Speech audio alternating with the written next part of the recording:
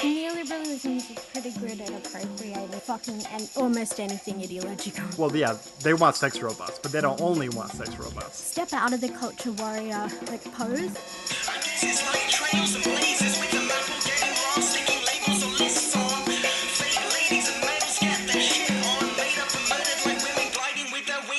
Yo, what up, everybody? Welcome to Owls at Dawn. We are just two dudes from Southern California who studied philosophy, politics, and religion around the world and decided to start a podcast where we could bullshit with impunity. I am Austin Hayden Smith. And I am Troy Polidori. And this week we have a special guest, Amy Therese from most recently Rev Left Radio fame, who went on there and spouted some truth about Sam Harris, Steven Pinker, and our boy Jordan Peterson. All of our best friends. All of our best friends. So we figured we had to track her down and see if she could share some of her badass knowledge with us about the online subcultures and the debates around sex redistribution and the Manosphere and incel culture and all that other shit. But, of course, before we get into that meaty shit, we got more important things to get to. You know, like grievances to air and shit like that. It's time for the Shitty Minute.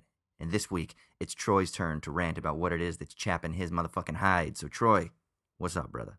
Wait a minute. Are you saying the Shitty Minute is not the meat of Owls at Dawn? I always thought that was the centerpiece. And we just did it first because we had to release a lot of energy first. It's our precious bodily fluids. That's right. This is the orgasmic part. This is the jouissance of Owls at Dawn. And the rest of it's just like, postpartum or post-sex cigarette. Yeah, exactly. There we go. Yeah. Okay. Good. So my Shitty Minute, this is pretty simple. I feel like it's everybody's Shitty Minute this week. I'm going with the crowd rather than against the crowd here. And I'm just pretty sick of all this Kanye shit right now. Okay. Like, yes. I really hate it when people do the whole "are you really surprised" thing, such as when, Donald Trump or one of his cohorts says something really stupid or insane or racist, and then someone points out that it's insane or stupid or racist, and then all the replies are you surprised that an insane and stupid and racist person said something like that? And I really hate that. It doesn't really add anything to it. But in some cases, it seems like it's somehow necessary. Like in the case of Kanye. He's never been a leading light of the intellectual public sphere. He's never been a public intellectual in any significant way. He's just a guy who, before 10 years ago, used to produce songs, overproduce songs, and produce marginally good to well over average hip-hop albums of the early 2000s. Yeah, Kanye was good at doing that. He was never a good rapper, and he was certainly never really a good lyricist, although he drops a few good lines here and there. Just an above-average MC who happened to become really famous for historical accidental reasons, mostly. The fact that we expect him to have good opinions on things, I don't know where that comes from. So that's one thing. But I think most people are probably getting there. It's just they're sort of getting over the shock of, a famous black celebrity saying things like this. But also, why do we need to say that Kanye sucks at everything because he's also an idiot? I don't really get why that's the case. Certainly, as a fan of the NBA, and really, if you're a fan of any sports, you know that almost all athletes are idiots. That just it's not a necessary correlation, but it's a pretty damn strong correlation. And so you would never expect an athlete to come out and actually say anything other than a platitude. In fact, athletes get applauded for simply being able to repeat platitudes, generally. And so if the complaint is just Kanye is not repeating the platitudes that we expect from people who are famous for non-intellectual reasons, well, that's also pretty stupid. I don't see any reason why we can't just say someone can do a thing fairly well. Kanye sometimes has done that. Sometimes he's not done that and not done things very well in his particular artistic sphere. And also he's an idiot. I don't see any reason why you either have to be a genius in all realms or an idiot in all realms. Some people are right. Idiots in all realms. Nobody's a genius in all realms. Right? So those things aren't necessarily Owls parallel. at Dawn exists because we're idiots in all realms, and that's okay. Are we idiots in all realms? I think I might push back on that. I think we're pretty good. What if you're pretty good at being an idiot, though? Yeah, that's what I mean. We're like the court jesters of philosophy. Yeah, we kind of suck at that too, though, if you really think about it. Yeah, that's true, actually. Yeah. So anyway, I just don't see where this all is coming from or why any of it matters. I mean, I think it's fine just to say Kanye has done some good things in his past and he's also an idiot. Those two things do not seem to be contradictory in any way. In fact, I wanted to point to an argument that I don't necessarily agree with, but is interesting. Have you ever read Kierkegaard's Philosophical Fragments? I never actually read it, no. It's the text where he does like the famous king and the maiden analogy. That's an analogy for Okay. Christ and incarnation and stuff. And Right. a little known argument in that text that I don't even remember what the significance of it is, but he argues that there's a sense in which we give artists more latitude when it comes to non-artistic matters, such as he specifically mentions moral matters, and that he thinks Okay. it's actually a good thing that we do give eccentric people a little bit more latitude in these areas. I don't remember what the ultimate conclusion was, but it was something like that. And I always bring that up when we talk about certain things like this in class and try and get students' reactions to it. And it's kind of interesting to me. And I think we should kind of do that and just be like, you know what?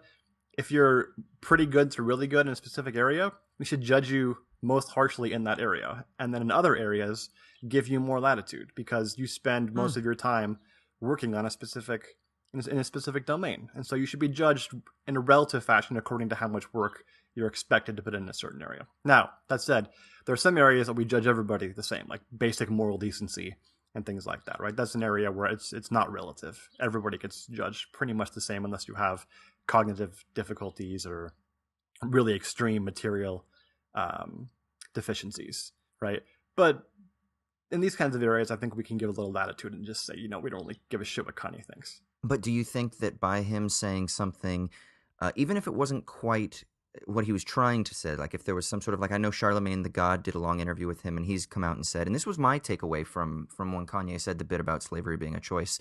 I said, I thought he was more referring to like psychological prison, right? Like if we keep talking about it after 400 years, that it becomes a sort of psychological prison, rather than he was literally saying like these individuals, like rescinded their agency as like anti slavery activists, and they like gave themselves into the historical activities of slavery. I was like, I thought it was more about the psychological thing, and that's what Charlemagne the God said. Yeah, that's kind of what Kanye meant. He's like, but he's not very good at communicating things all the time, and that's something he really needs to work on. He's not good at verbs, because at least slavery is a choice then, not was a choice. Yeah, I know. No, he didn't say was, though. That's the thing. He said 400 years. He said when you're talking about 400 years, that sounds like a choice. Okay, I thought it was slavery was a choice. Okay.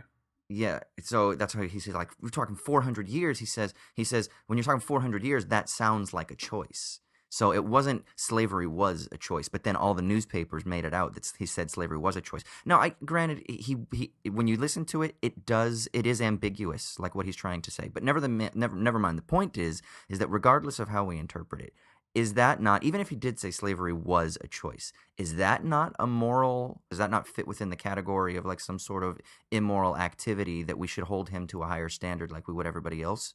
Because he's doing something damaging potentially to social and political relations by sort of justifying, if you will, for lack of a better term, like a white supremacist logic. No, I don't think so. I don't think so, because No? when I'm talking about basic moral decency, I mean your basic interactions with people that everybody intuitively knows what's right and wrong, except in really extreme circumstances, such as cognitive deficiencies or extreme material. Well, and that's the second thing. Right? What if he is having a psychotic breakdown? He does have a history of mental health issues. Does he not have some sort of cognitive impairment that we should take into consideration? Even if there is, it's not at the extreme level that we tend to give massive latitude when it comes to basic moral decency. That said, I don't think that the category even applies, because he's intending to make an intellectual point and failing miserably, probably. Right. And so at that point, I just don't really care. He's not in the realm of basic moral decency. Even if he does have an effect that's negative in a moral sense, that's totally fine. That's absolutely in the moral sphere. But it's not this specific moral sphere where we tend to hold everybody accountable in an equal way. Okay, I gotcha. Yeah, I'll be completely honest. It's really hard for me to care, but then I'm getting sucked into caring because, like, my Twitter feed and my Facebook timeline are filled with this shit. So, but if it were just, like, in my own world, like, walking around in blissful ignorance, as I tend to do, I would never have Kanye coming into my feed because I don't follow him on Twitter, and I don't tend to follow people that would retweet him that much, right? So, or maybe it was just because he was away from Twitter for a long time, so I don't know. But yeah, dude, it's weird. I find myself, basically, I think I'm lying to myself right now, actually, because I find myself caring even though I don't want to care, and it's making me frustrated, and I need help, Troy. God damn it. You know what this might mean, though, is if it all ends up being that now Kendrick is the undisputed king of hip hop of this generation, then maybe it's all for the better. Except that when Kanye releases his new album, it's not going to affect his album sales. It'll probably just get more like white Republicans to download his album or to buy it on iTunes than would have before, because now you got guys like fucking Ben Shapiro saying, okay, I take it all back, rap is good now. Yeah, but they won't because they're in the search bar. They're going to search for Kanye West and nothing will come up. So Fucking white people.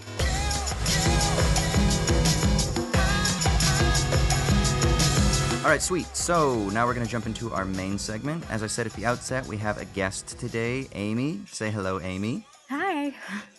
So Amy, she co-hosts the Dead Pundits Society podcast, and most recently was on an episode of Rev Left Radio, as I said, talking about Jordan Peterson, Steven Pinker, and centrist liberal bullshit. And we decided that we had to reach out to her to get her on here because her interests are varied, and there's some stuff, you know, like we said, we try not to pander, if you will, to the historical moment, but sometimes there's some shit going on in the world that we can intellectually engage with at an interesting level. So we decided to have her on to talk about a book that was written a couple years back by Angela Nagel that stirred up quite a bit of controversy in the left. It's called Kill All Normies. What's the subtitle of it, Amy? Online culture was from, I believe, 4chan, Trump, and Tumblr, and something to that effect. Yeah, and so Angela, she's a scholar in Ireland, and she's just recently moved to the States. Actually, oh, cool. For like a bit of trivia. Sorry, I didn't mean to that's okay. interrupt. No, that's okay. And she did her PhD research on sort of online anti-feminism. So it's kind of in her wheelhouse, and this book was from a left perspective, but people on the left kind of, there was this uproar and outcry thinking that she was justifying some of these alt-right subcultural movements. And so we figured we'd engage with that. And then, of course, obviously, we want to kind of move into this article that was written recently in the wake of the, I mean, what do you want to call it? I feel like this is even kind of like a bullshit image, but like the incel attacks, or the interest with this idea of the incel culture, which we'll kind of talk about a little bit. But it was an article written by a guy named Ross. We haven't figured out how to say his last name, Duthat. And it's about sex redistribution. And so we're going to kind of talk about that as well. But yeah, so that's what we're going to kind of do. T-Roy, do you want to start things off? Do you have any questions or anything like that you want to kind of lead us in with?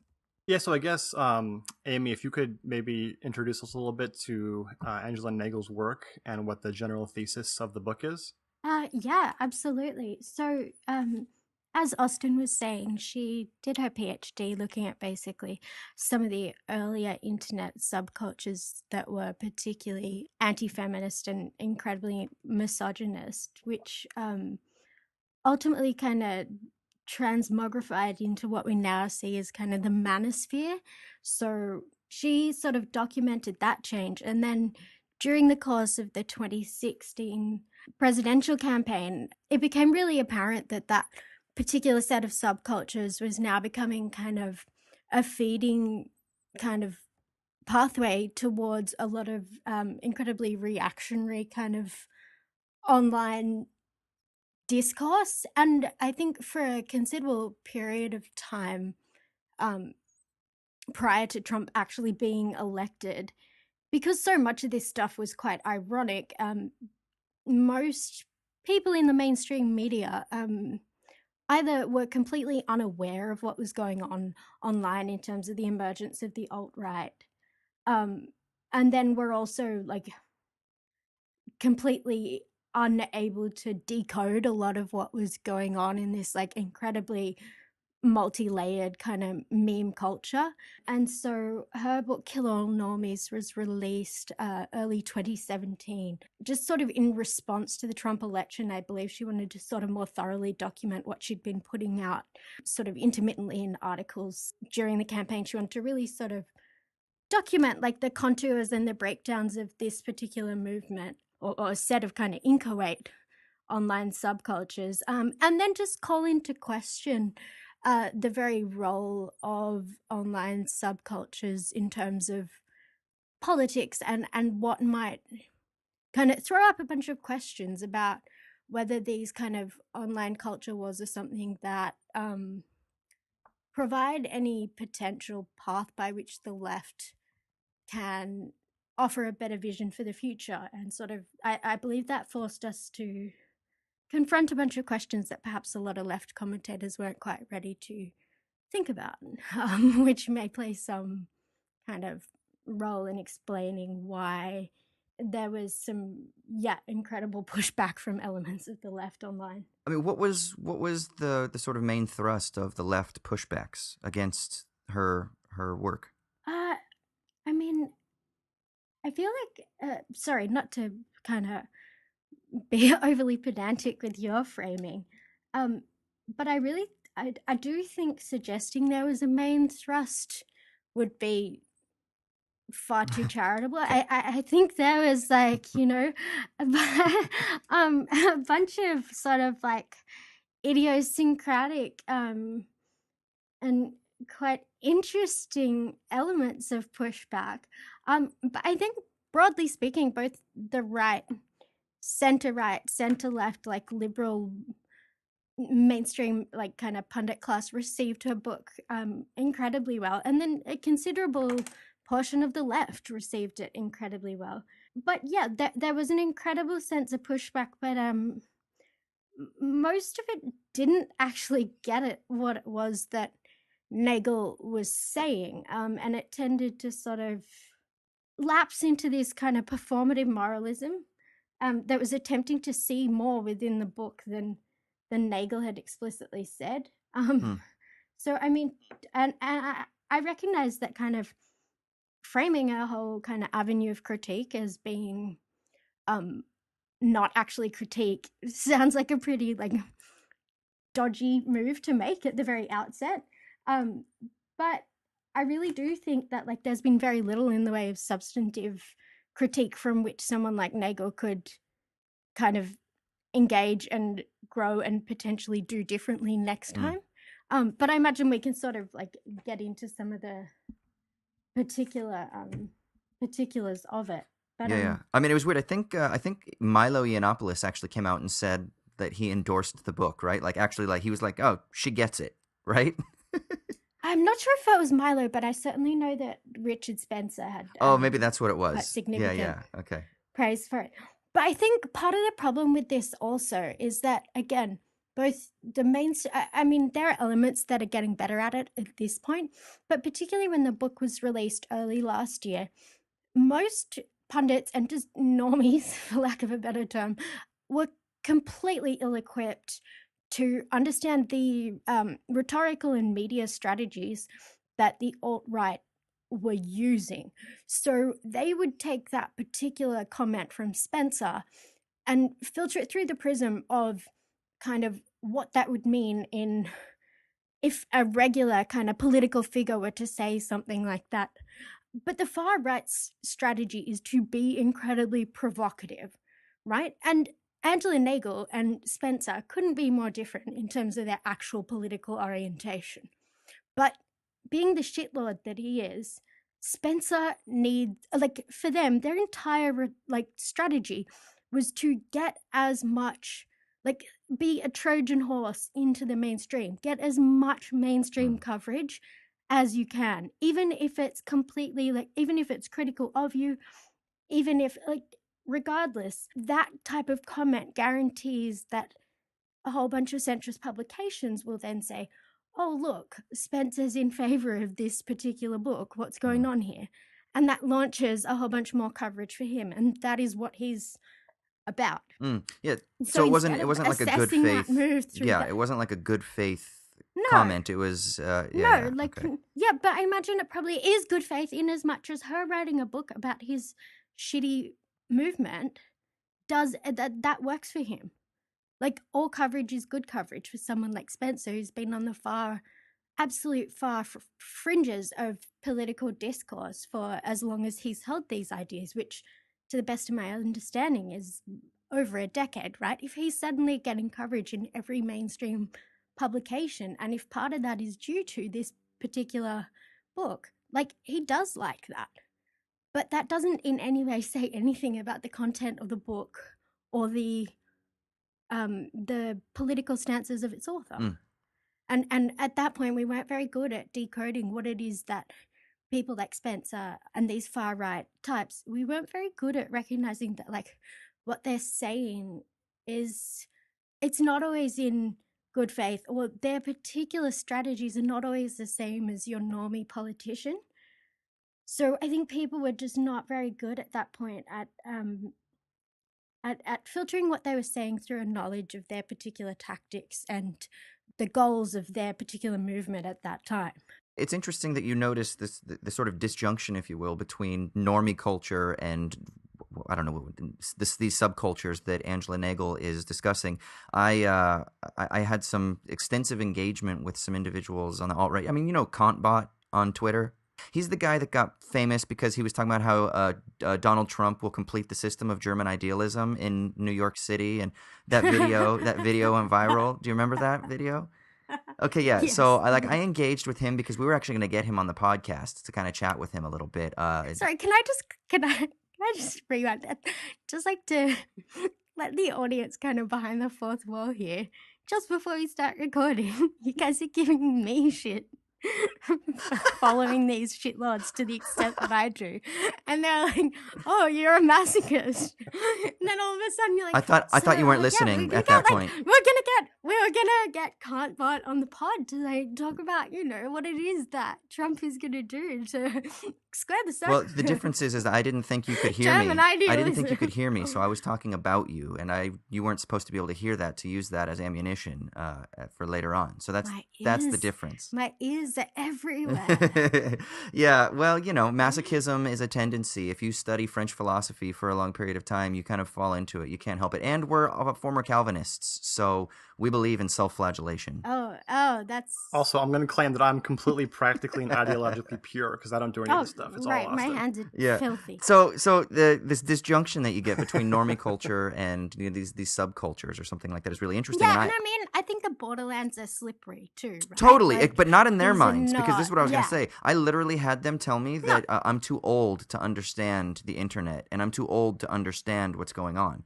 And I was like, homie, like at the time, I was at least what, like 24 months older than they are. So right, and that was his whole thing. I'm like, homie, I'm still a millennial. Like, yeah, I'm on the cusp, but fuck, man, I'm like, I grew up when this shit was happening. But they were like, you're too old. It's not about but these people are rhetorical, like, totalitarians. It's got fucking nothing to do with your age.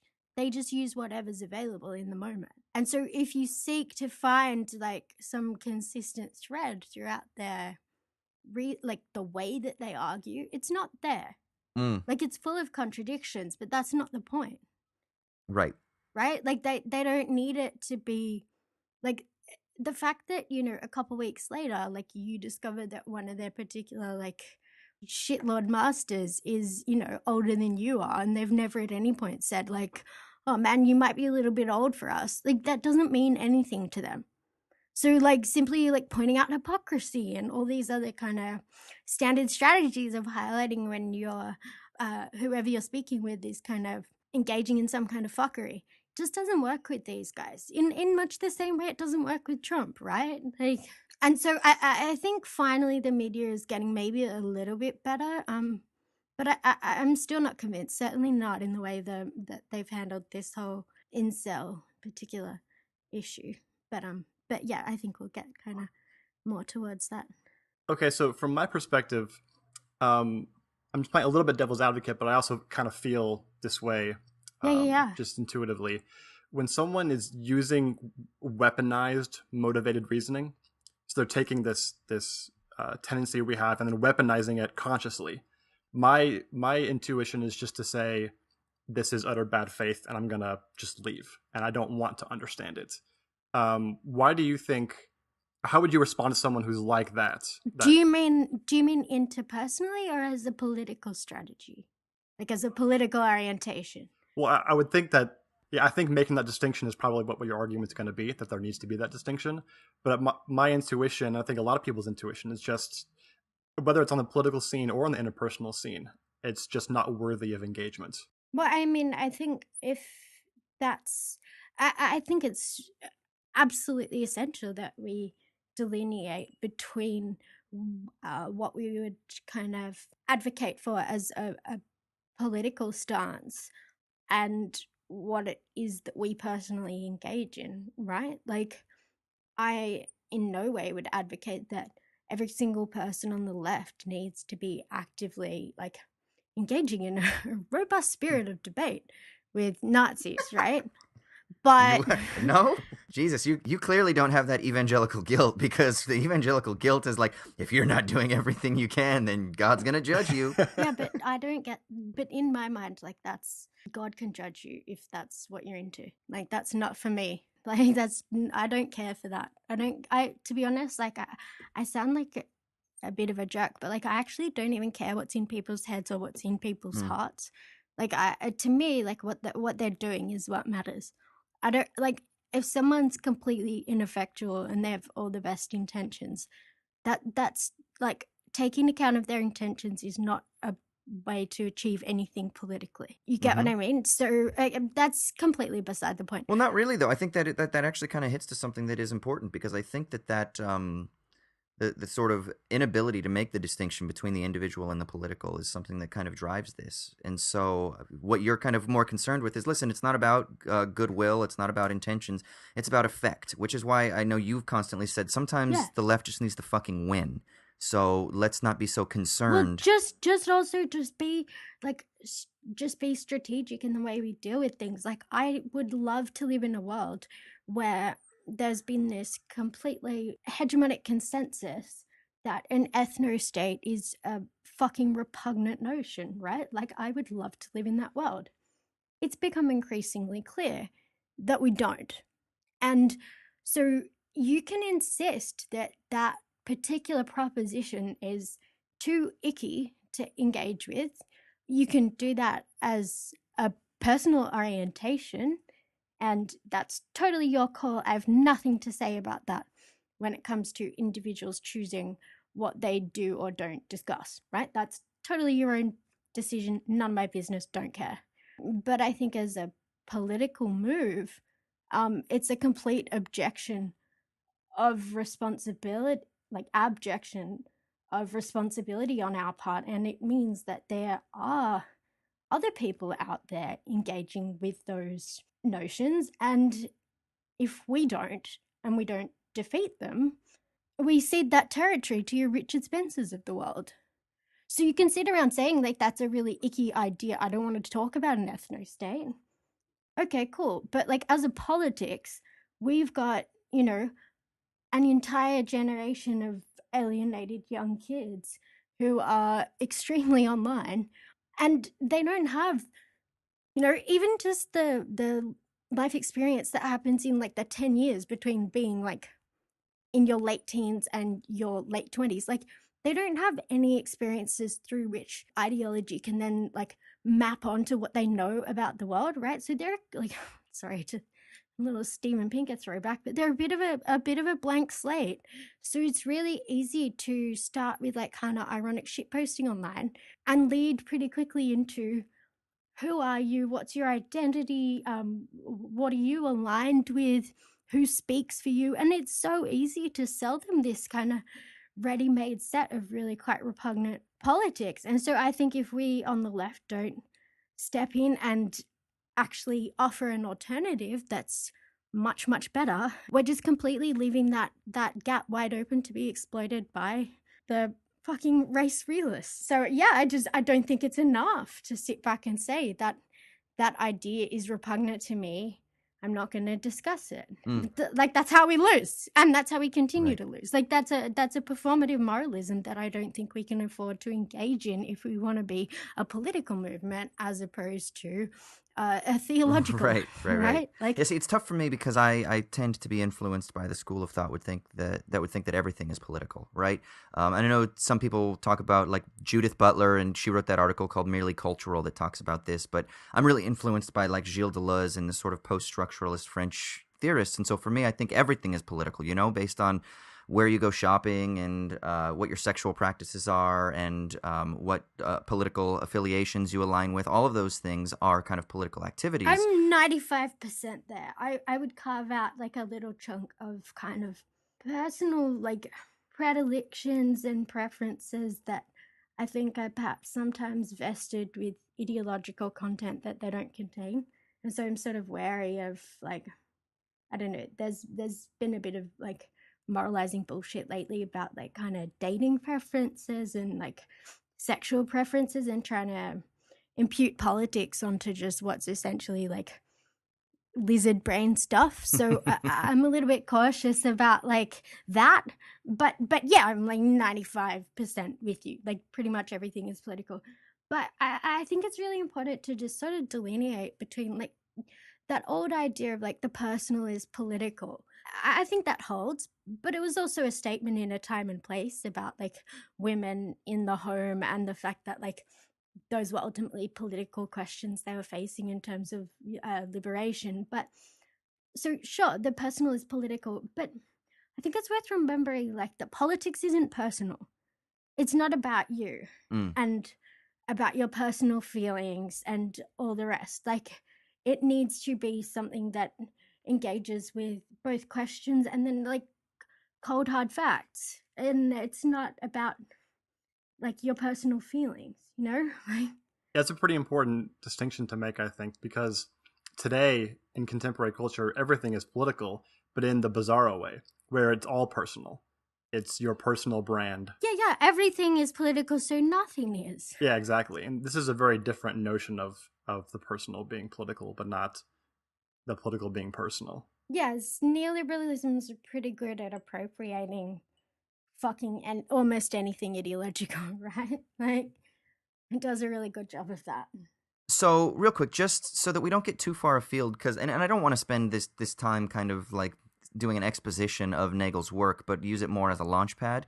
What are some of the more kind of important contextual things, or let's say, the contextual elements of the book that will kind of guide us into where this discussion is going to go towards like incel culture, sex redistribution, whatever? Like, is there a way that she frames the debate? Is there something particularly clear about her insight that you find most valuable and most useful? That's something that and that if there's anybody that's listening out there that is unfamiliar with, that we should mull over and chew on moving forward?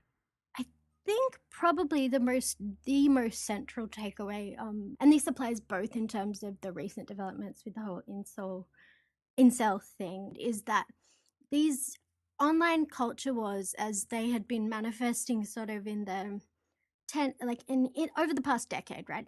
They are an inherently kind of kind of a hermeneutic circle, and so much of what's going on there isn't political and it isn't material and it isn't focused on what it is that we can actually do in the world to change people's lives. It's just this sort of symbiotic reactionary relationship online between different tribes. And probably one of the most important things we can do and perhaps should do is to step out of that kind of reactionary circle jerk and think about what it is that we stand for and kind of what is kind of a, you know, in the words of Wendy Brown, like a galvanizing moral vision that we can rally around, like something that looks forward rather than something that's just insular and circular and reactionary. And I think, unfortunately, a lot of what we've seen from both the left and kind of the liberal pundit class in response to the Alec Manassian rampage in Toronto a couple of weeks ago has been kind of yet more of the same in terms of really reactionary and tribal responses to Manassian and then also incel culture. And I've sort of just been a bit of a a bit of a like possibly contrarian, but that's I'm not intending to be contrary. But on Twitter, I've sort of just been kind of trying to remind elements of the left that we're not so quick to want to be punitive and censorious uh, when a member of a minority group is accused of particular crimes. We're very quickly and easily able to recognize that engaging in overreach on the part of the state is not something that we want to encourage.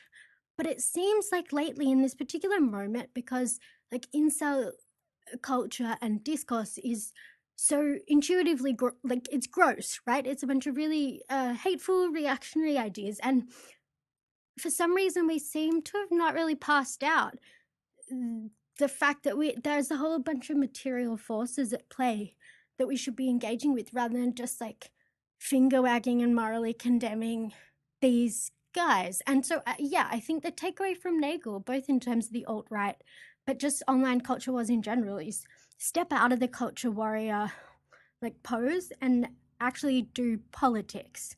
And I think doing that, looking at the material forces that would facilitate a whole generation of young men feeling lonely and alienated, and as if they don't have kind of community bonds, and as if they don't have people that they can talk to or get help from in terms of developing social skills and all the rest. Like, sure, they do go online and these ideas do fester, and then some of them commit like incredibly awful, hateful acts that are incredibly devastating to everyone involved. But it's not enough to just wag your finger and say this is gross. Let's deplatform them all, which is a sentiment that I've just seen is almost hegemonic in the wake of the Alec Manassian rampage, and I just don't think that it goes anywhere. I think we need to do some actual like dealing with some political ideas and figuring out what's actually at stake here, rather than just finger wagging. Right. Yeah, I mean, one of the things that Troy and I have talked about, and we actually did an episode on this at some point, I don't know, I think it was fucking last year, but different sort of logical notions of justice, I think, sort of infuse into this debate quite a bit. You talked about punitivity a minute ago, and one of the things that I noticed that was so interesting too, with you get this with the Me Too movement, and you have it with this kind of deplatforming tendency, is that there is this need for vengeance, which is based on a sort of punitive logic, rather than really what is justice? Is justice restoration or is it rehabilitation? And shouldn't we flesh out how is it that we want to actually comport ourselves as a society with regards to distributing justice or manifesting or expressing justice? And I don't think that punitivity is the best idea. One, for people who are supposedly trying to build a better world, whether you're communist, socialist, idealist, I don't give a fuck what ist or ism you want to attach yourself to.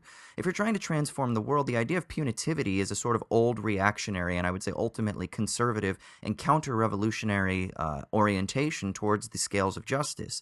But the ideas of restoration and rehabilitation, as difficult as they might be and as weak as they might seem, because it seems as though, what, are you just going to have some people where it's like they have the rape victim and the rapist get together and they were doing like this tour where they're doing like a speaking tour together. I don't remember who they were exactly, but it was the idea that they were trying to seek one, rehabilitation, and two, restoration, and then three, they were trying to sort of have some sort of reparation within society where the individual who is trying to pay for or atone for his sins, so to speak, but at the same time educate. And we need to, as difficult as it might be, try to kind of comport ourselves to these different logical structures of what justice is and move away from this punitive model that seems to be so kind of thoroughly cutting through our public discourses right now, because it is reactionary and it doesn't transform our society productively. It stifles things, and I'm not sure that that's the best frame moving forward. I just want to sort of I agree with like about 90% of what you said there. The one thing that I would just sort of throw up, when you talk about when you said this isn't justice. It's kind of reactionary and inherently conservative, and maybe restorative approaches are going to be better in terms of like both the pedagogical function they serve for the community at large and healing and all the rest. That's a whole bunch of like sort of normative assumptions that you've expressed in your articulation of justice, and I imagine that you and I would probably be incredibly aligned on what our normative framework around principles of justice might be. But the issue that I tend to take is that not only are I actually think we're not even having that discussion. Right. Like, I don't even like this is an inherently kind of liberal or neoliberal phenomenon. I don't even think that most people can, and this is something Nagel said in interviews as well. When a culture becomes incredibly decadent, it's no longer able to make arguments for itself. And I think we're seeing that to an enormous extent in the response to the Alex Manassian thing. Like, most of the people who are arguing in terms of this reactionary pose aren't even making arguments that support what it is that they're saying we should do. And I don't even think they've like what they're advocating isn't even in line with what they might articulate as a framework of kind of axiomatic principles of justice. Like, they're not even reconciling the two things. That whole discussion isn't even going on. Right. Does that make Yeah. sense? Yeah, well, and this kind of fits into, I think you're right. And I think more what I'm interested in is I'm interested in the sort of people's logical predispositions that allow them to be able to interpret or experience the world. So think of it as like the a priori framework, right? And I would argue that if we're operating under a sort of punitive logical framework, then we're not even able to have these kinds of discussions that you're highlighting right now. So to think about different forms of justice, whether it be restorative, rehabilitative, or fucking another adjective that we haven't even described yet or discovered yet that would fit with what we're trying to do, I don't even think we're able to on a grand scale, generally speaking, that people aren't often able to do that because they're so over-conditioned or over-determined by this Yes. stifled, limiting, and limited logical paradigm, and it's Yes, conditioned by the yes. punitive logic, and that's problematic. And so what I'm interested in is we need to destroy that sort of logical predisposition to release the flows of creative theorizing and praxis, but it's difficult to get there. Definitely, and I think I agree very much, and I think that also ties into this kind of liberalism or neoliberalism as an ideology that's not an ideology, right? Which So goes into the because these hermeneutical sort of, circle like, that you were talking about a minute ago. totally, totally. Like, these people have existed in a world where their ideas are so hegemonic, so unquestioned, so uncontested, that they've ceased to even recognize that they are contestable ideas. And so that sort of feeds into what you were saying, is like this idea that we have this logical predisposition that sort of precludes even engaging with our own values to a large extent. And I've seen that to a huge extent on Twitter. So I'm not really into Twitter flame wars, but I sort of provoked a discussion earlier in the week with an author who advocated just like a deplatforming approach to incel online forums, as though, and I mean, he didn't suggest it was a panacea, but he wrote a 1,000-word article just basically advocating that. And what I sort of said is, number one, I don't think that actually changes anyone's ideas in kind of an idealistic sense, but also materially. Like, there are a whole bunch of structural factors that don't determine, but certainly facilitate a bunch of kids feeling like this is something that makes any kind of fucking sense to them, right? And simply deplatforming doesn't attend to that either. And just, we sort of went back and forth for an incredible period of time, and no matter how much I tried to expand the scope of the conversation, he just really wanted to have this kind of technocratic conversation about, well, do you or do you not support deplatforming? And it's sort of like, I mean, maybe if you want, but I don't think that's really getting at anything, Well, right? like you said, I think what your point was is that, okay, so say you deplatform them from this particular platform, they're just going to shift to another area, and then they're just going to be fueled by a resentment that, oh, these people are totalitarian oppressors, which might actually serve a counter purpose to what the point of deplatforming is.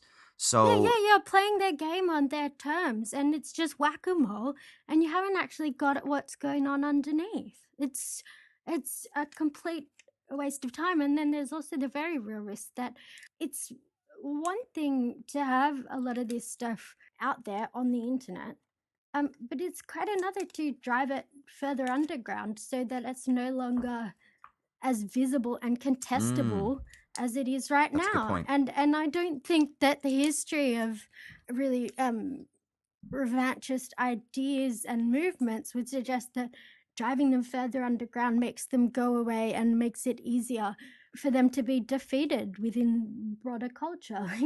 In fact, quite the opposite. And I guess kind of showing my bias, I'm very much with Adolf Reed Jr. in terms of his characterization of liberals as kind of performatively hand-wringing, but kind of wanting to go places at the weekend with the nice, jam and scones, right? And I think so much of this deplatforming emphasis just would ultimately like get this shit out of sight, out of mind. And then we're done with it, and we don't actually have to grapple with the larger questions about the failures of our society, which is a collective failure that allows this stuff to happen.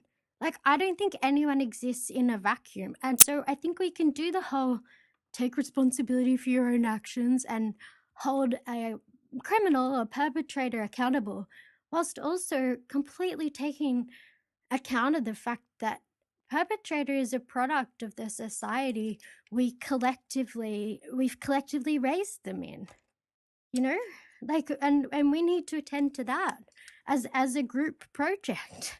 Otherwise things won't change. Yeah, to riff on what Austin said a few minutes ago, it's a fundamentally conservative posture to moralize and Completely. reject in this way. And I even see, and you can correct me if I'm wrong with this analogy, I'm just kind of coming up with it off the top of my head.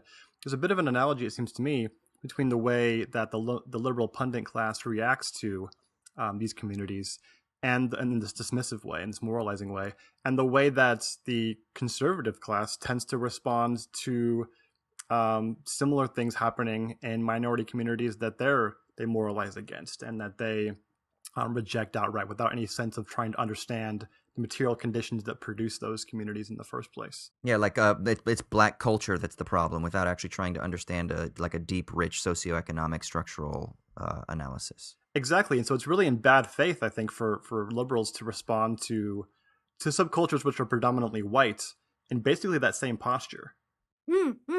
Absolutely, and that was the particular kind of.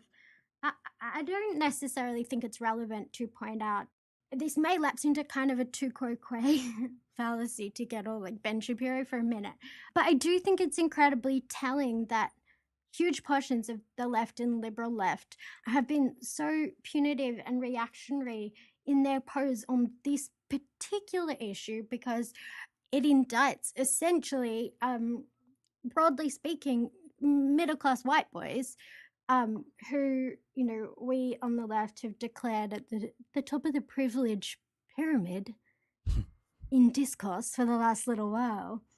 And I think this really reveals the limitations of imagination that using kind of shitty conceptions like privilege as being this inherent set of identitarian character traits. It really traps our thinking when we get to moments like this. Because if you look at young men today, to a large extent, particularly in America, like working and middle class young men have rapidly decreasing life chances and opportunities relative to previous generations, right? And I'm not by any stretch suggesting that, like, a middle class white kid is oppressed per se. But I do think that, like, young people and young men today are entering into a world of just incredibly atomized, alienated working conditions, incredible precarity in terms of the job opportunities available, and then all the kind of social relations that flow on from that mean that like a lot of kids are not privileged to describe like like precariously employed, incredibly lonely young man as privileged in this like identitarian logic based on his skin color. To me, completely reiterates and reinforces the mistaken premises of identitarian logic. And I think we see that pretty quickly when the group that the state wants to be punitive towards is in the response to the war on terror, the liberal left, like whilst they may not have achieved anything, we could at least very quickly see that instant criminalization, like a priori criminalization of Muslims, is a huge problem, and we want to resist that overzealous kind of punitive instinct in that moment. But it seems to me kind of this subtle inconsistency in the way we approach this particular issue. And I do have a deep suspicion that because it is a bunch of middle-class white boys, like a lot of the kind of liberal left is way too comfortable doing that without kind of being self-reflective about it. Yeah, that's interesting. And this goes to something that Troy and I obviously on this podcast harp about a lot, but I think it also fits with our theoretical framework, is that what we need to have deep sort of structural analyses of the material conditions. And I tend to be a little bit more of a, like, yeah, my research has been on like existentialist thinkers and post-existentialist thinkers, but nevertheless, I tend to be a little bit more of a structuralist in my thinking about how it is that the material structures of the world condition or determine, if you will, the activities that we play out. So Sartre has this quote in the Critique of Dialectical Reason that he borrows from Marx's 18th Brumaire on Louis Bonaparte, where it's you're free but within conditions that are not of your own choosing, right? And I think that there's something about that just as a kind of again, this idea of a logical framework for trying to think about, okay, so we're free, but within conditions that aren't of our own choosing. You're thrown into a fucking world, you're thrown into a system of language, you're thrown into a system of cultural expectation, political pressures, environmental problems, et cetera, et cetera, et cetera.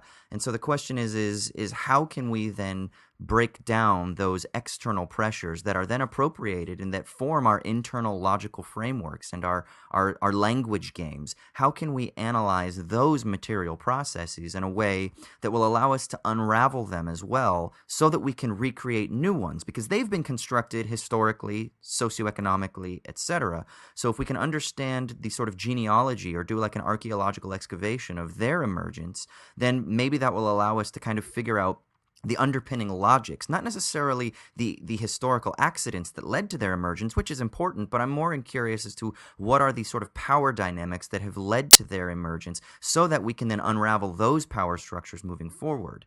And I know that's kind of theoretical and abstract, but I think it ties into this, and in particular, no, not at all. yeah, and in particular, I think it's interesting if I to kind of transition now into the Douthat article.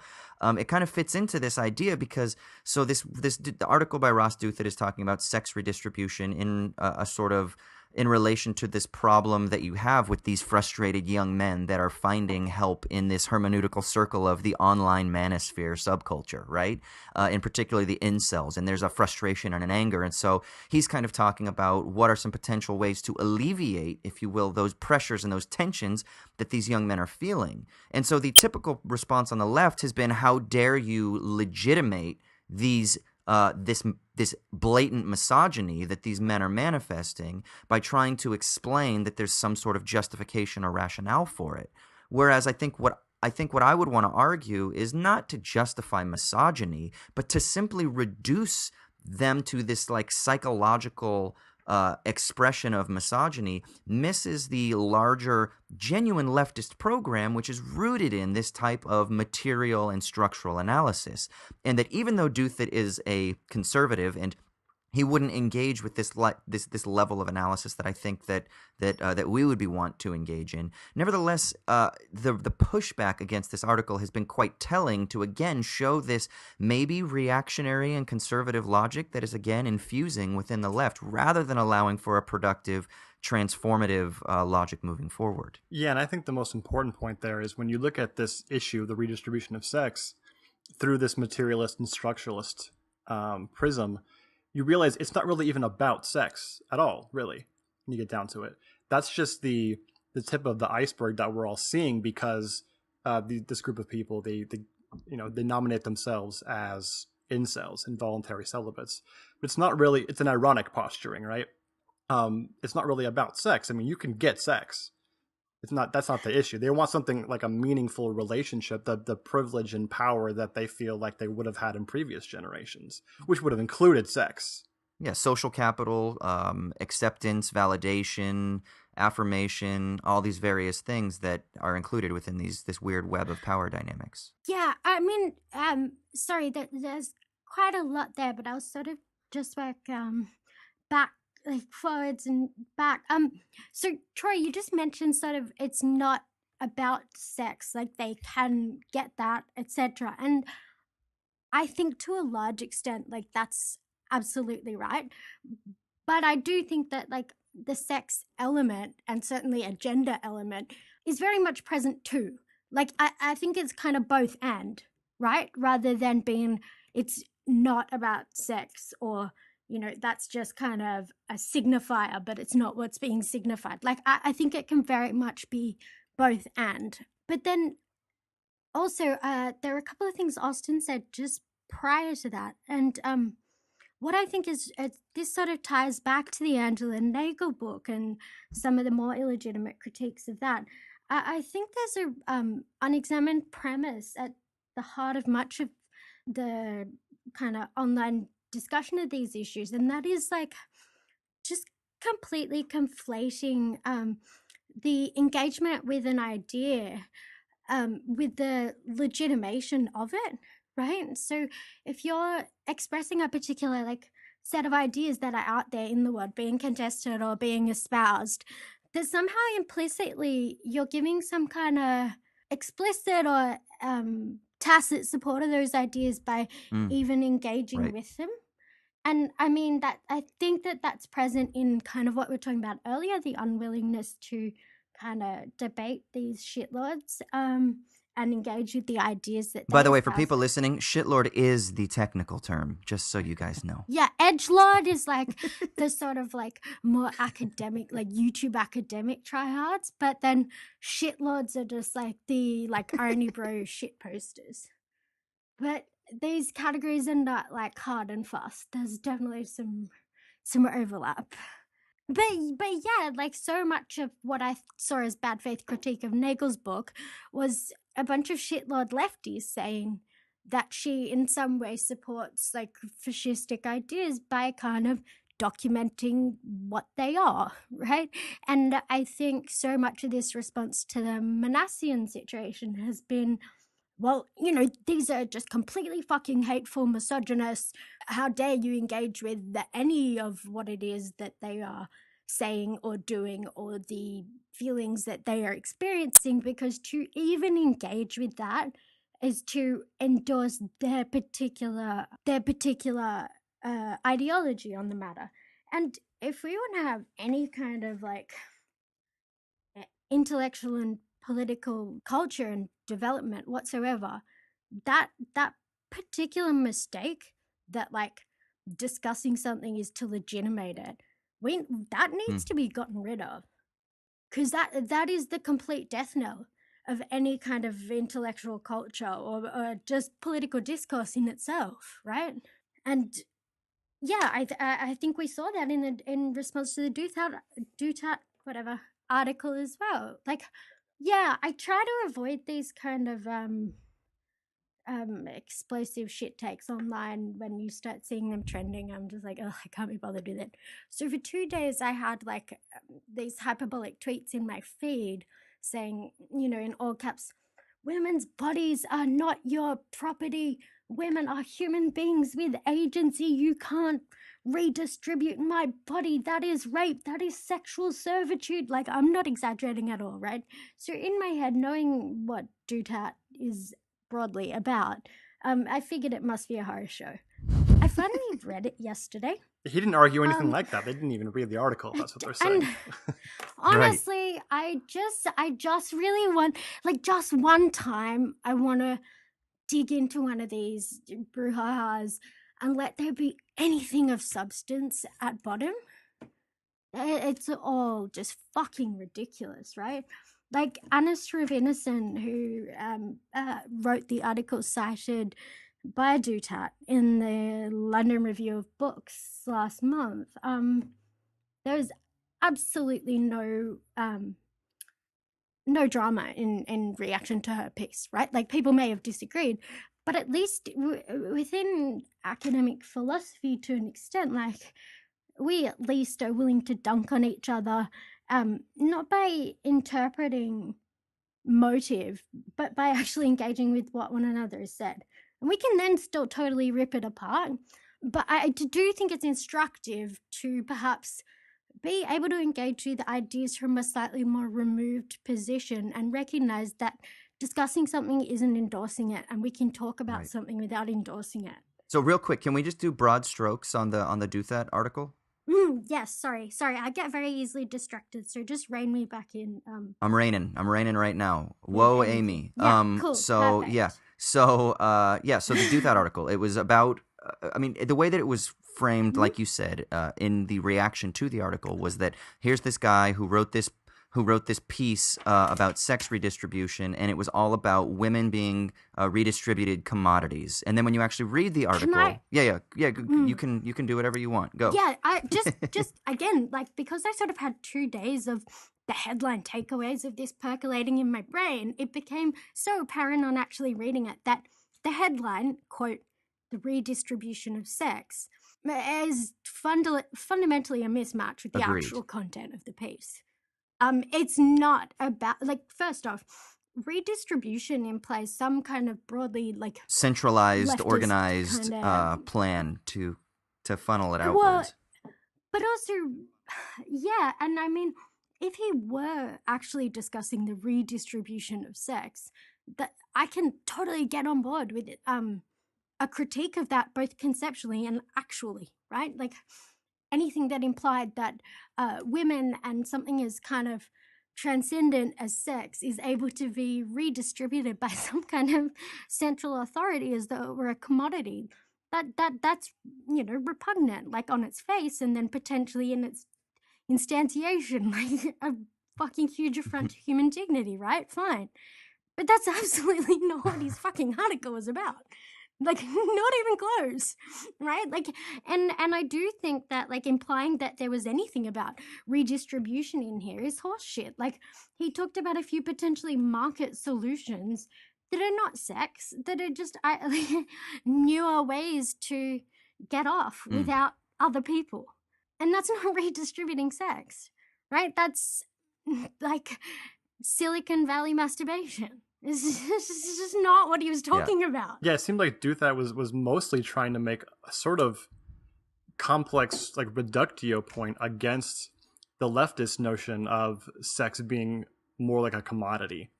Whereas he's obviously conservative and thinks that we should go back to some notion where sex is purely outside of that realm. And I'm not sure he has a really specified conclusion. It seems like he's more just riffing on the idea that he thinks sex robots, as he calls them, are the future in the country, since we're not going to go towards his more conservative ideal past, and that the solution towards incels will eventually be just something like the redistribution of sex through sex robots, which of course he decries and says is not the future that he wants. You think that's an appropriate take on Duthat's conclusion?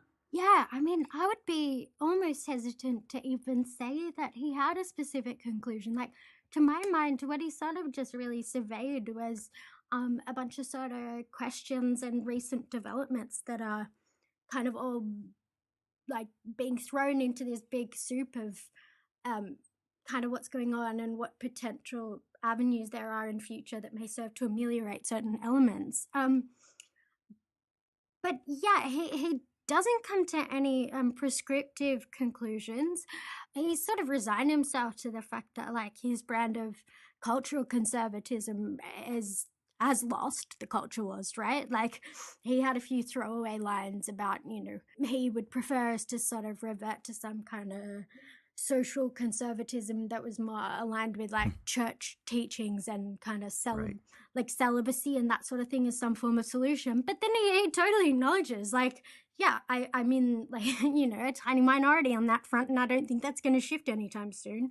But I do think something really interesting and quite revealing is that, much like many of the liberals advocating deplatforming these horrific ideas as some form of solution, ultimately the only thing that DUTAT potentially suggests is that, yeah, this like slightly technocratic fix of sex robots might come to sort of ameliorate this in future. And so sure, like the technocratic fix is slightly different than the liberals who are saying just make it go away. But the really similar thing, not to get all horseshoey, but the really similar thing about both is that in no way are they actually dealing with what's going on. Like they're just attempting to look at the symptom and be like, oh, well, here's some symptomatic relief. That was actually the point I think I was trying to make earlier when I said it's not really about sex, is that sex robots, if it really was entirely about sex robots would solve the problem. But since that's a symptom and not the real problem, this is not what incels want. They don't want sex robots. Totally. Yeah, absolutely. Well, yeah, they want sex robots, but they don't only want sex robots. But having sex robots doesn't... Well, it doesn't transform the production of desire that makes us desire sex the way we desire sex. Yeah, exactly. Right? So when we talk about sex, it's much more than just simply orgasm, right? But hang on, sometimes it is, sometimes it isn't, right? See, I don't think so. I personally, I can't separate the symbolic and the kind of structural from the physical, because even the idea of orgasm itself is always tied into the fantasy or the desire that allows you to get there, right? And that's the enjoyment of it. So there's an excess that, yeah, you can have a little bit of a release. Sure, there's a little bit of a release, but there's always that excess. In French they use the word jouissance. It's the idea that there's always something more. Like, yeah, so you have the orgasm and you're laying there and you're like, cool, well, now I'm hungry. Now I need a cigarette. The desire doesn't go away. You are this machine of desiring production that is not purely going to be satisfied simply because of orgasm. It might give you that height of ecstasy and release these massive amounts of dopamine, and you might be connected with this person, and it might be a transcendent experience like you just said a minute ago. But I'm not sure that sex robots would really alleviate that, because what ends up happening is it might only suppress the actual real desire, which is a greater social desire. And I think from a sort of like pure Marxian perspective, if we're going to look at the Marxist critique of commodities and of the value form, the idea is that the commodity is a fetish because it covers over or it abstracts from the social relations that are actually productive underneath. And so again, when we talk about sex as symptomatic, what we're doing is we're psychologizing these desires and we're abstracting from the social processes that are underneath that really produce what the desire for sex is. And I'm not trying to be reductive in the other way and say it's only about those social processes, because I think it's both. Like you just said, Amy, yeah, sometimes it is about orgasm, but I would say there's always an excess. And so I'm not sure that this idea of giving them sex robots would alleviate much. And I actually worry that sex robots and the sort of technocratic or the technological solutions towards these kind of sexual desires is only going to further repress or suppress the real kind of system of desiring production. And that's my fear, which means then that what would be a better solution is the sort of transformation, not redistribution, but the transformation of social relations and the power dynamics that undergird these abstract concepts.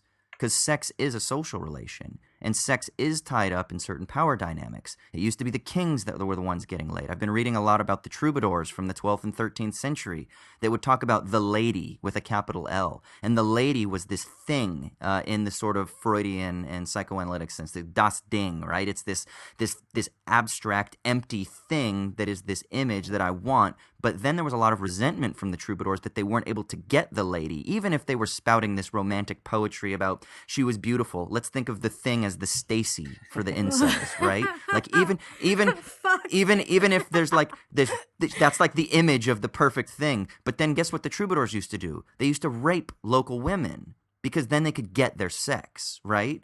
So this tendency for this desire for the thing or the lady or the Stacy has kind of existed. It's just being morphed into different cultural contexts. And I think so. Then what we need to really think through is how can we understand sex as a social relation that has been caught up in power dynamics, and then how has that influenced the way that sex has been sort of monopolized and sort of encompassed under a capitalist or a market logic, and then how can we reframe that? And this is going to get me doxxed and potentially fired, but so when I watched the Elliot Rodger video about his anger, Elliot Rodger's Retribution, when he says that all I ever wanted was your sex or your attention, and he says, but nevertheless you give it to these brutes, and he's talking about, let's think of the typical Chad, a good-looking, athletic dude, right? But you're giving it to them. There is something interesting about the power dynamics that he's recognizing that, yeah, it's true. Pretty people want to fuck each other because they have a certain measure of social capital that online nerds playing World of Warcraft don't have. And there is something interesting in that. Now, does that justify the misogyny and the hatred? Of course not. Okay? Yes, because talking about this by its very existence is endorsing Elliot Rodger's point of view. Fuck you, man. University of Sydney, I am not. No. Okay, I'm done. Rant over. Yeah, I think that really shows the poverty of that moral posturing with all of this stuff, is that it leaves us completely ill-equipped to handle what's going on in the world, right? And this is something I've sort of been saying a lot to people all week is, yeah, right, because they keep coming at me with this, yeah, but they're hateful towards women and all this other shit, and I'm like, okay, they're misogynistic, sure, then what? Right, then what? We can totally acknowledge that, but we haven't done anything. What if we ask too, okay, but why are they misogynistic? Well, that's the question that they don't want to ask. They don't want to. It's as if ideas exist in this just complete this completely abstracted cloud, right? People just have ideas and they are not shaped by, reinforced by, exacerbated by, confirmed by our shitty lizard brains. When we sort of start thinking a certain way, we start seeing instantiations of it everywhere. They seem to think that the way our brains work is kind of like a cloud. It just has the idea just hanging out up there, and all we need to do is Control Alt Delete, get rid of it, and then we're done. It's fucking not how the world works. And I guess something that I found kind of particularly contradictory and particularly interesting, just tying it back towards both what Nagel had been saying for quite some time in terms of these misogynistic ideologies and kind of their reception in the world, and then also kind of in response to the Me Too movement, or moment, whatever we want to call it.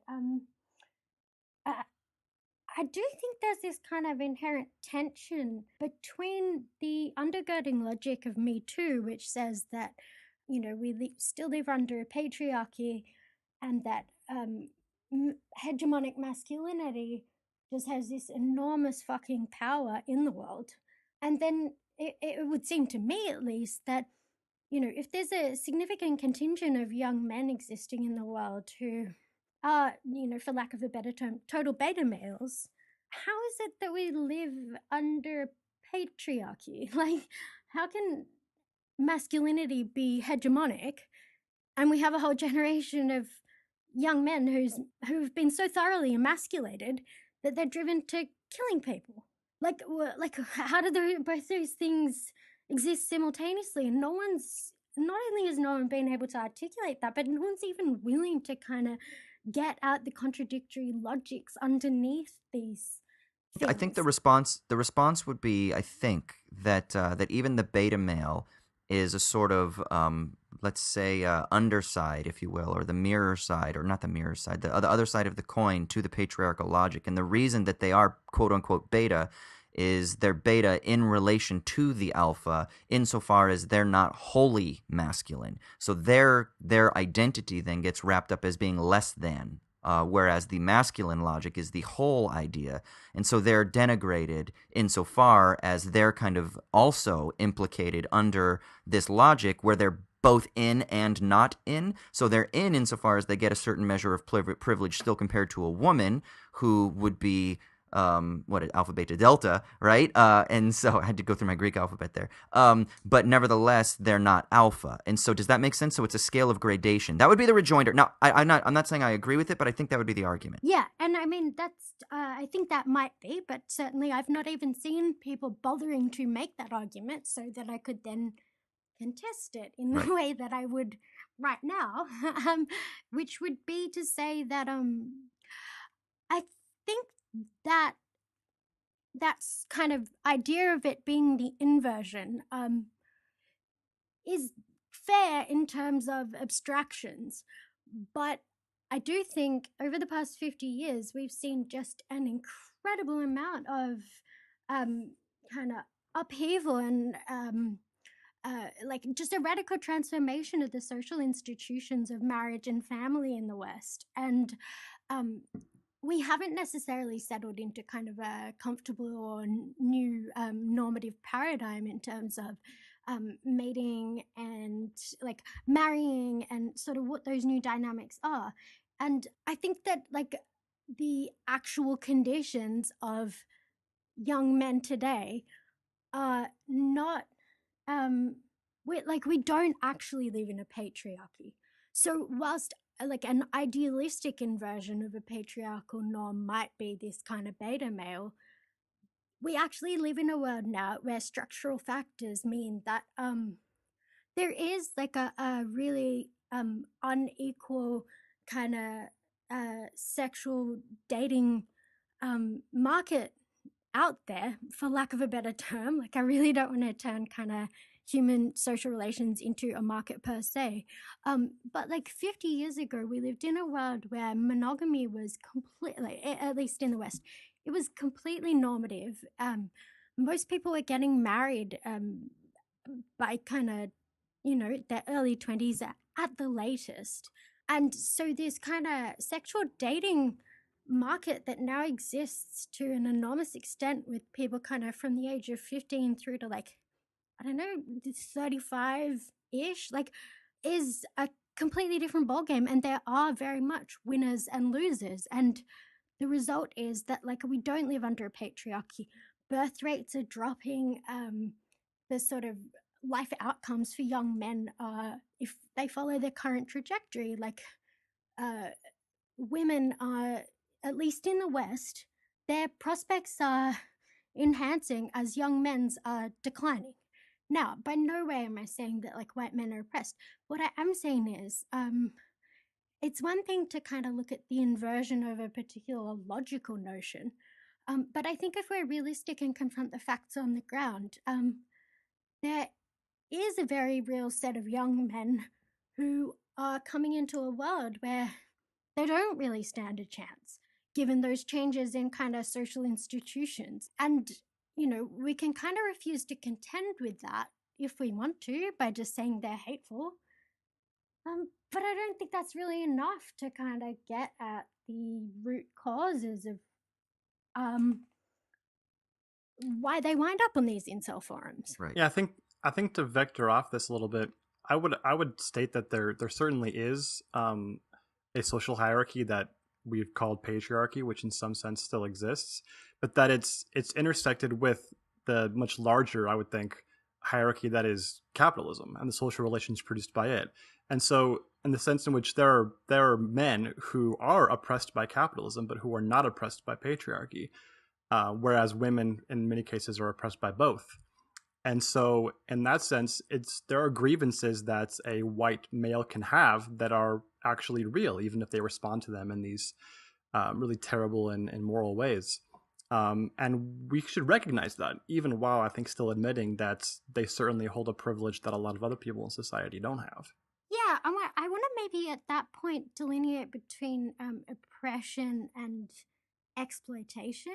Not for the sake of pedantry, but I do think it's important just to clarify that, like, under capitalism, everyone is exploited, right? You can be totally not oppressed in any kind of identitarian category, right? Like, you can be, for lack of a better term, the most privileged. Um, but you can still be like ruthlessly and brutally exploited by capitalism whilst maintaining all of the most quote privileged traits, right? So when we talk about kind of justice and social justice, I think something that's probably happened over the past 40 or 50 years is we've stopped talking about justice as something that attempts to deal with and or ameliorate exploitation, and instead it's only ever become about oppression, which is inherently like a symbiotic relationship with another group of people, which kind of carves up society into kind of little demographic niches, and then oppression games play out with those groups instead of us actually stepping back and looking at kind of class structures and exploitation, as opposed to just like these narrow slices of oppression, which is why I think we struggle to deal with a bunch of quote privileged kids who are not oppressed per se, but are thoroughly exploited and chewed up and spat out by capitalism, right? And so the language and the discourse that we've become so accustomed to isn't able to handle an issue where the issue, like where what's at stake isn't oppression per se, but it's capitalist exploitation and the discontents that follow from that. So that's, I think, part of the reason why we've just seen so much moralism, is because so much of our discourse only engages with these as a politics of oppression instead of one of exploitation. Yeah, so would the notion be that whatever oppression does exist is more minimal and is a product, in fact, of the previous exploitation, which is sort of the like structural undercurrent of it in the first place? Kind of, but more just okay, so we can envisage, and maybe we'll never get there, right? But we can envisage a world where there is no oppression differential between groups of different identities under capitalism. Let's say hypothetically, like African Americans, immigrants, women, men, like able-bodied, not able-bodied, like all of these different particular traits that describe identity groups. Say there is no oppression differential between them, right? They're all completely equal, right? But every single one of those people, whilst being not oppressed and completely equal relative to each other, they can all be being brutally fucking exploited under capitalism. And so this kind of equality oppression discourse that has become so normative as a form of politics after kind of the cultural turn means that we are no longer seem to have a vocabulary to deal with problems of class exploitation, that leaves us kind of unable to, like, when it is a bunch of privileged people dealing with the at least ramifications of brutal neoliberal exploitation and the problems that result from that, we don't even have like a vocabulary in which to speak about that, right? So because they're not oppressed per se, suddenly it becomes just this moralizing discourse. Instead of actually, like, 50, 100 years ago, workers knew they were workers and the boss was the enemy, and that the class structure was inherently exploitative, and we seem to have forgotten that, right? So yeah, I guess that's sort of, sorry, I'm babbling now. No, it's interesting stuff to kind of mull over. I mean, I guess kind It'll of be a bit peripheral. You can cut that. No, not at all. I mean, I think this stuff is all good. It's important to stimulate thought, and it's stimulating thought in me. I mean, we can't get into it now just because we are running long, and I do want to kind of just wrap things up with this Do That article, but I would push back, and it would be interesting to talk about this. I actually don't think it's even theoretically possible to have a sort of flattened understanding of oppression.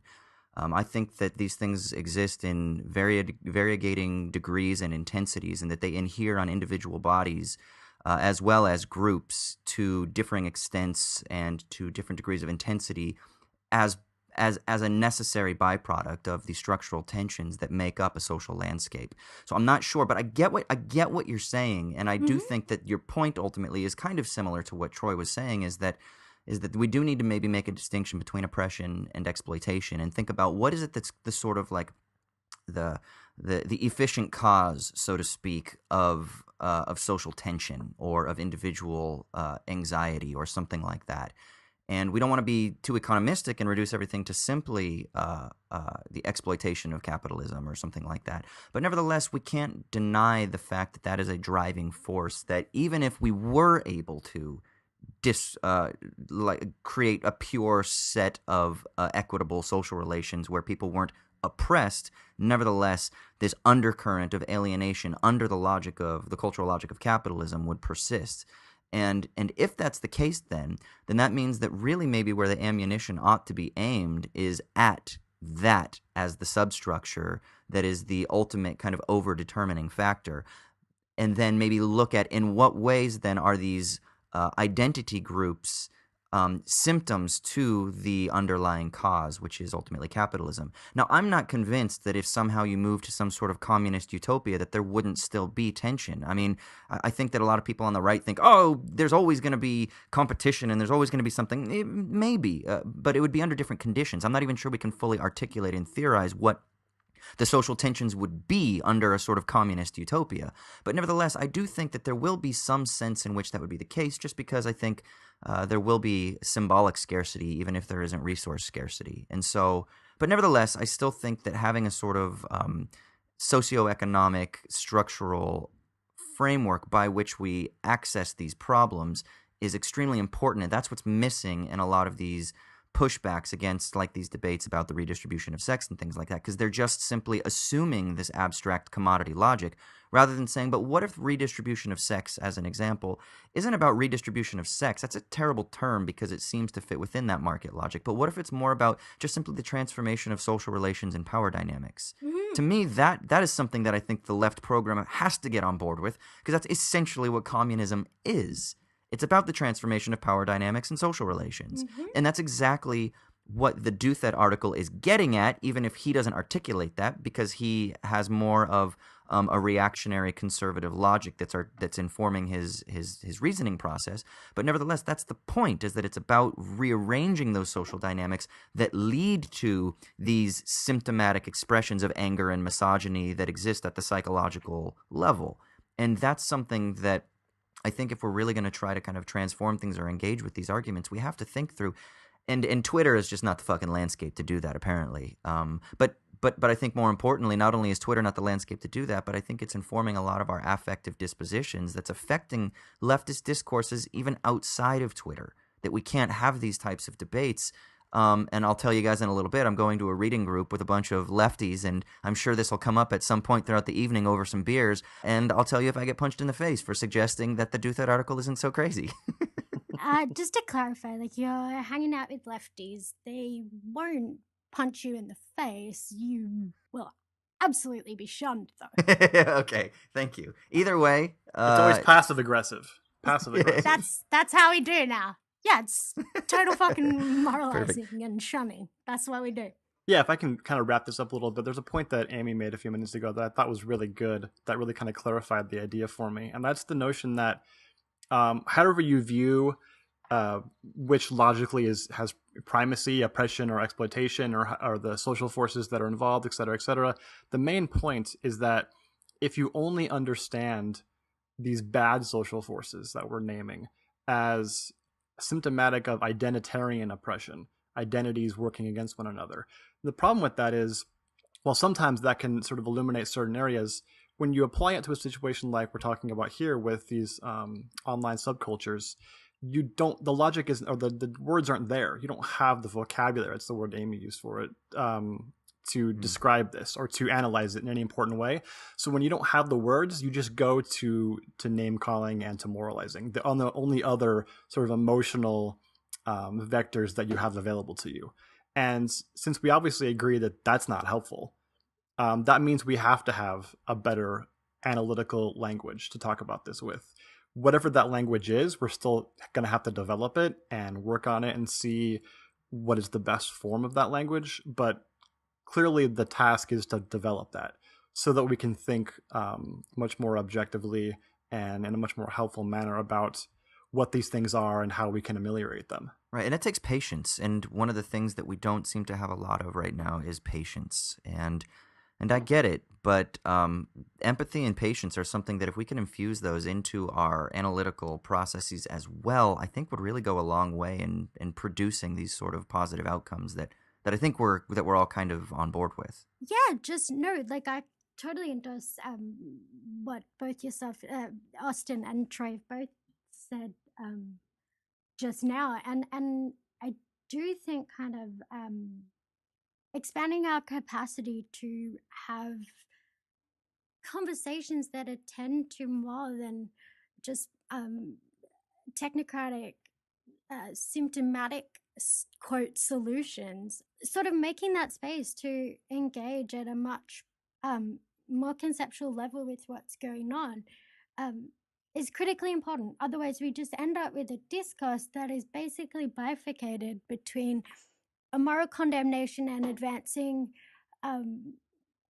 sex robots, and the kind of flip side of that, which is just deplatform, right? So we've got either like sex robots or deplatforming, and it's kind of that whole like Chomskyan media narrowing of the Overton window to this like incredibly tiny realm in the middle, and then you have like really vibrant debate between, you know, these purported opposites that are actually incredibly close together. Right? So the liberal take of deplatform and the take of let's all embrace the sex robots, actually, like, they're, if you were to draw an ideological spectrum, they're super close to one another, and we just get this illusion of debate. But it's not a substantive debate. Right. It's just a spectacle of a debate. Well, and it is ultimately reactionary, and I know we're using this term, and I think it's ultimately, not only is it reactionary, but it's also obsessive in the psychoanalytic sense. And if I can, real quick, the distinction that like Lacan or Zizek would make between the obsessive and the hysteric is that the hysteric is one who experiences the trauma, but doesn't actually know the truth of the trauma, so reacts in like either a paranoid way or some other way, right? But nevertheless, there's truth in the lie of their expression because they actually at least acknowledge the trauma. Yeah. The obsessive doesn't acknowledge the truth of the trauma, but controls the outcomes anyway. And so when you look at someone like Jordan Peterson, Steven Pinker, the centrist liberal responses to this, they don't even acknowledge the trauma, but nevertheless, they're still trying to control or eradicate or purge the surface level of things. And that is essentially a fascistic logic, because that's exactly what ultimately undergirds what fascism is. I'm not saying that these people are fascists, but there's a fascistic, reactionary, and obsessive logic that determines that frame of thinking, rather than the hysterical. Now, the hysteric might not necessarily have the answers, but at least they're acknowledging the trauma. The point is that we need to acknowledge the trauma, even if we're being hysterical. And I don't think that hysteria is necessarily the answer, but the point is that's just an analog to kind of help us think through the difference. And the point is, again, is that this response to this incel I don't know what you want to call it. I guess we keep calling it a culture, but the incel thing and the Manosphere and things like that, they all sort of fit within that reactionary, conservative, obsessive logic, and that is ultimately a problem. Absolutely, it's really interesting. Like I'm not particularly familiar with psychoanalytic frameworks, but I've been kind of bumping into them a little bit recently in some of the work that I've been doing, and I think what you raised there is really interesting. A friend of mine, Michael Brooks, says that this is probably an example that might illustrate what you just articulated. Sort of when I think a lot of pundits were really stumped by why it was that so many people were saying things like Donald Trump tells it how it is, when he's just a fucking ridiculous bullshitter. And there was also this fairly hegemonic idea that Hillary is absolute liar, despite the fact that, like, if you kind of like quantify it, she is, but she isn't, right? She's no more so than the vast majority of congressional members. But what Michael sort of said was, but even when Trump is lying, there's a truth in the way he's emoting. Right. And people connect with that. And so because someone like a Hillary or the kind of centrist intellectuals you were just citing before, even if they're kind of right on the facts, there's kind of an affective poverty to what they're saying. So it's almost redundant. Like, it's almost irrelevant whether or not they're, quote, truthful, because they're in no way, like, connecting. Right. No, yeah. Zizek uses the example of the dude that's being cheated on, who he's like, I know you're cheating on me. I know you're cheating on me. And he's like, and even if it does turn out that actually she was cheating, that sort of obsessive kind of idea doesn't actually justify the sort of trauma of the experience underneath. So that's like the Hillary centrist liberal thing, right? Like, you're obsessive about the affair. And even if it turns out that you were right, nevertheless, you still weren't actually dealing with the traumatic element underneath. And it's not, the traumatic element isn't the cheating, but the traumatic element is the sort of deeper anxieties that exist within the symbolic structure. And so that's kind of this weird sort of, it sounds contradictory, but it's like... Yeah, like, not even within the symbolic structure, right? There's also like, in order that somebody, like, if somebody is cheating, there is a fracture of sorts within whatever relationship you had. Now, that's not saying it's your fault, right? But the cheating itself is like a manifestation of an existing break. It's not the cheating in and of itself that just arises out of nothing, you know? Right. And being obsessed at that level of the symptom is, I think, what is kind of what we're talking about. Look, absolutely. We're going way long. Last thought, final thought here. Troy, what do you got to say, brother? I think I already said it when I wrapped it up 20 minutes ago. Okay, well, Amy, then I think that's it. We got nothing else to say. Fuck me. No, thank you so much, Amy, for coming on and helping us think through some of this shit. Where can people find you? Pleasure. Where can they find you on the interwebs and fight with you about this stuff? Oh, yeah. So, first of all, don't at me. But if you want to, I'm on Twitter at Amy Therese, AIMEE, Therese, TERESE. And I'm also going forward going to be co-hosting the Dead Pundits Society podcast with Adam Proctor. So just, subscribe to that podcast feed. Sweet.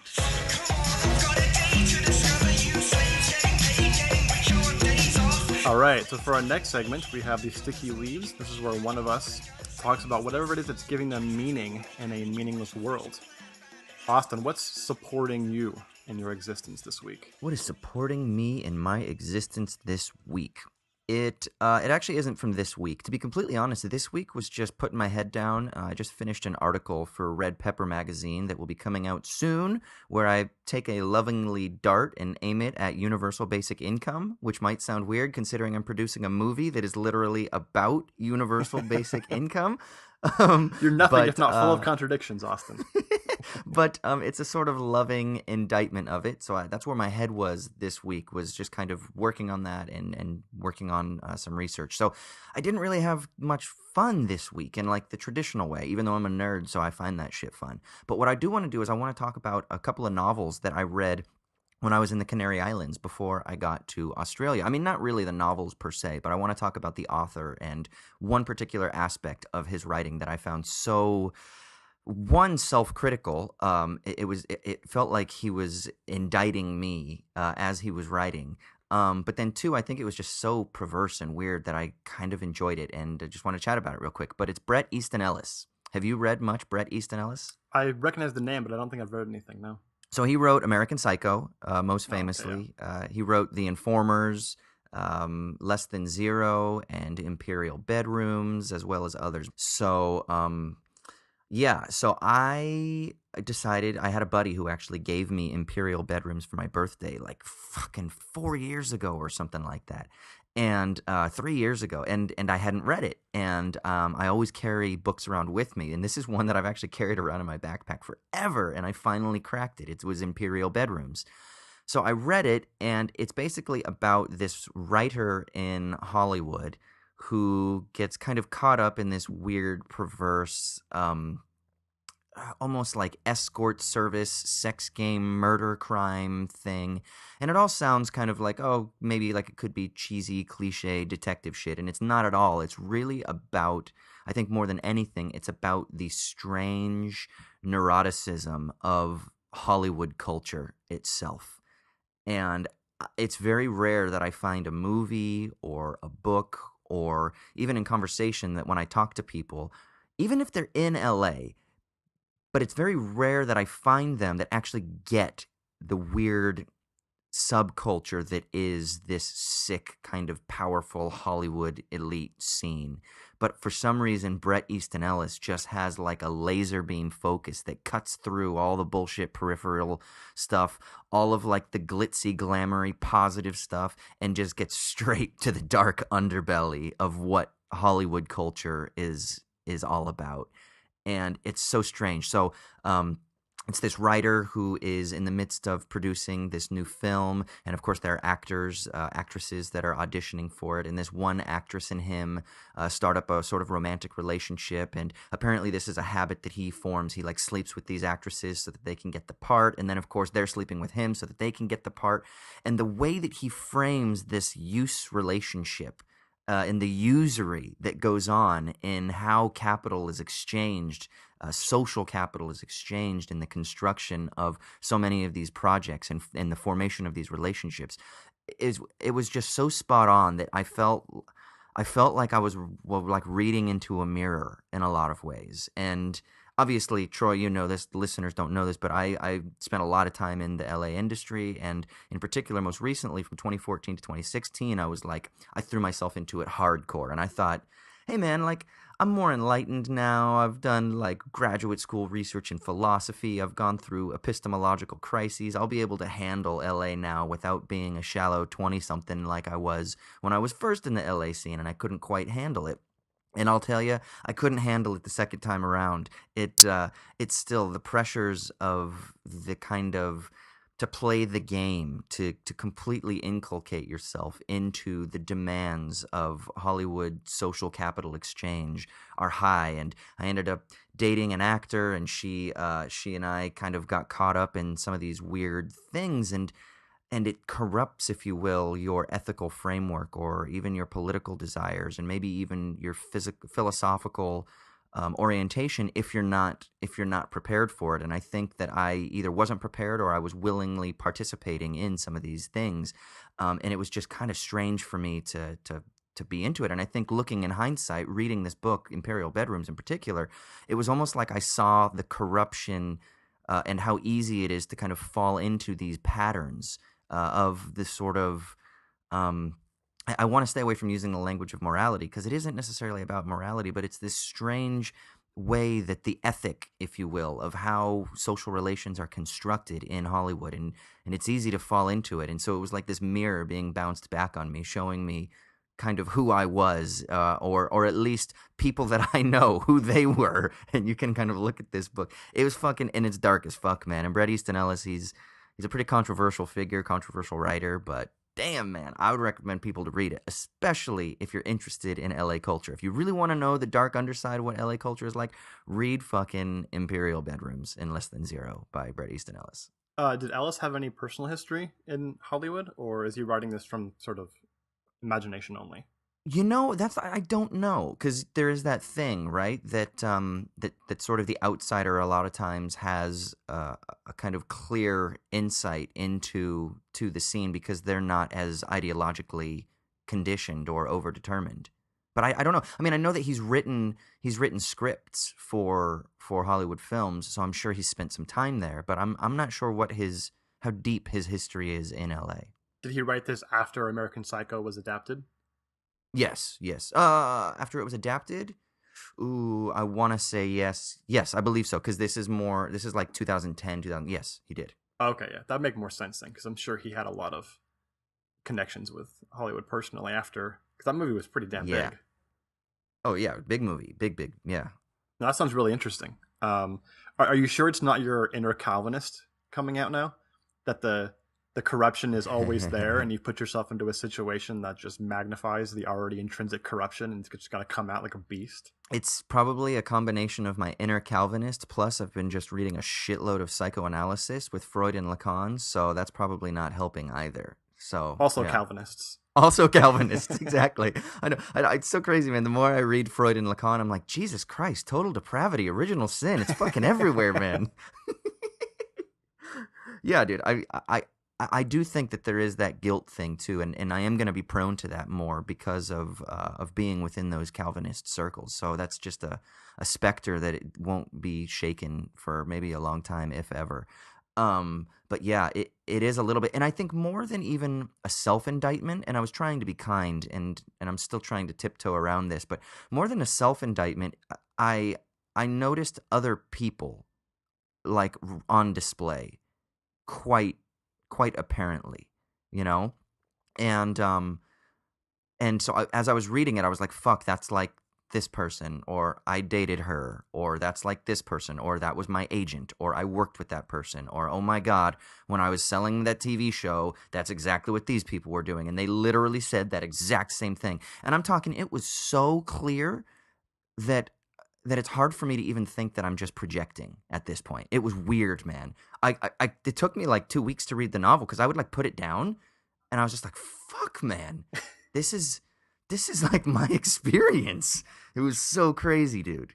It's one of those things where you like feel your soul dying as you're consuming it. Exactly, dude. But I say that Yeah. because I feel like I'm going through kind of a similar thing right now because I'm watching season 3 of The Leftovers. Oh, my heart. Did you That's watch? another Sticky Leaves. Oh, I love it Have you so finished much. it? Yeah. Okay, yeah, I haven't finished the third. I watched the first 2 seasons when they happened, and I just started the third season. How And far along are you? I'm 3 episodes in, and it's so great. Oh, I just gosh. love this show so much. Me It's the too. most ridiculous, in a great way, ridiculous. I can't predict what's going to happen in any plot point, and yet even when things make no narrative sense, it's in a pretty brilliant way. I'm not even sure how to even analyze it. Like, it's one of those things where I'm going to have to overly rationalize to make sense of it, but that's totally fine. Yeah. You know what's crazy? Nobody talks about it either. Like, I feel like very few people, there aren't a lot of think pieces written about it.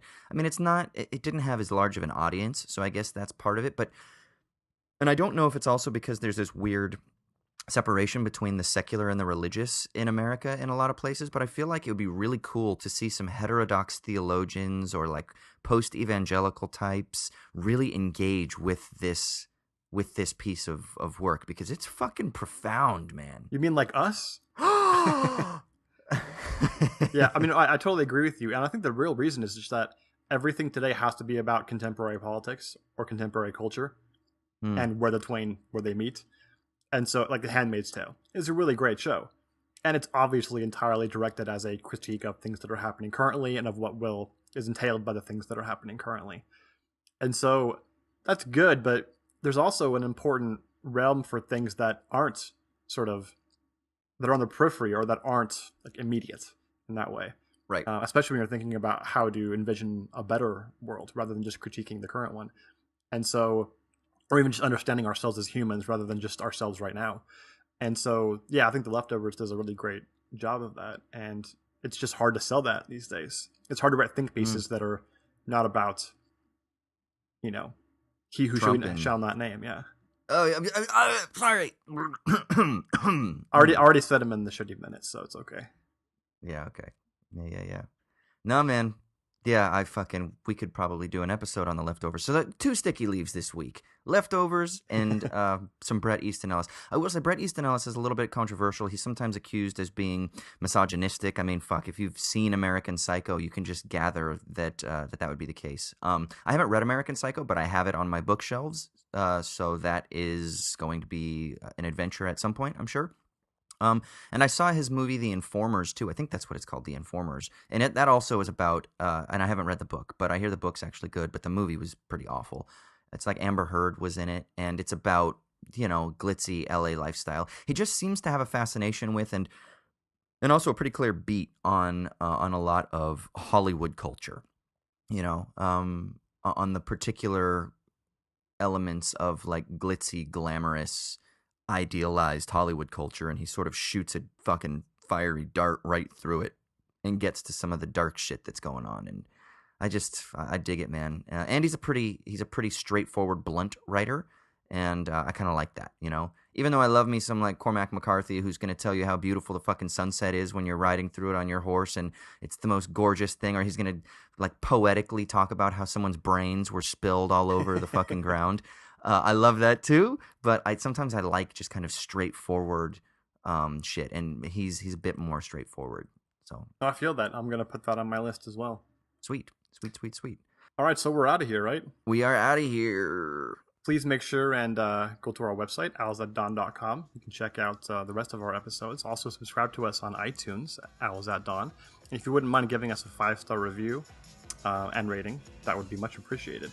Yes, please. And I think that's pretty much it. Anything else you got to say, brother? I know what I got to say. What up? Das Vidania, Amerikanski.